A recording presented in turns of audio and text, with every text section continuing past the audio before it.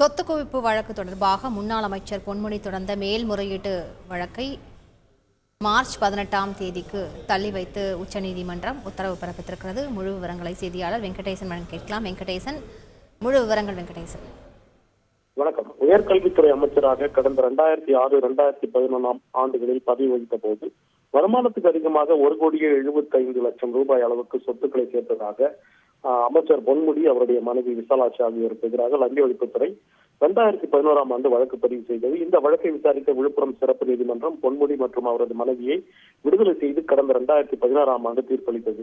இந்த தீர்ப்பை எதிர்த்து லஞ்ச ஒழிப்புத்துறை சார்பில் தாக்கல் செய்த மேல்முறையீட்டு மனுவை விசாரித்த சென்னை உயர்நீதிமன்றம் இருவரையும் விடுதலை செய்து சிறப்பு நீதிமன்றம் பிறப்பித்த உத்தரவை கடந்த டிசம்பர் 19ஆம் தேதி ரத்து செய்ததுடன் அவர்களுக்கு தலா 3 ஆண்டுகள் சிறை தண்டனையும் 50 லட்சம் ரூபாய் அபராதத்தையும் விதித்து தீர்ப்பு கூறியது. இந்த தீர்ப்புக்கு எதிராக முன்னாள் அமைச்சர் பொன்முடி மற்றும் அவருடைய மனைவி ஒரு மேல்முறையீடு மனுவை தாக்கல் செய்திருந்தனர்.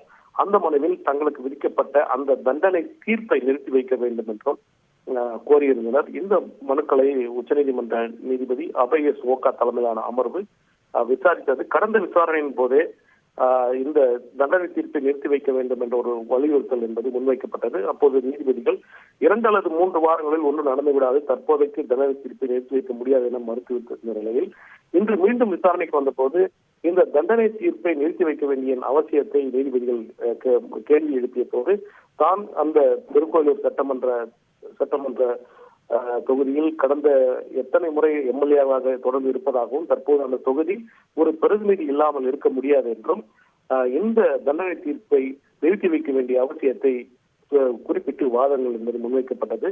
இந்த வாதத்தை பதிவு செய்திருந்த உச்சநீதிமன்றம் முன்னாள் அமைச்சர் பொன்முடி மேல்முறையீடு மனு மீதான விசாரணையை மார்ச் 15ஆம் தேதிக்கு தள்ளி வைத்துள்ளது. முழு விவரங்களுக்கு நன்றி வெங்கடேசன். செய்திகளை உடனுக்குடன் தெரிந்து கொள்ள உடனே சப்ஸ்கிரைப் பண்ணுங்க.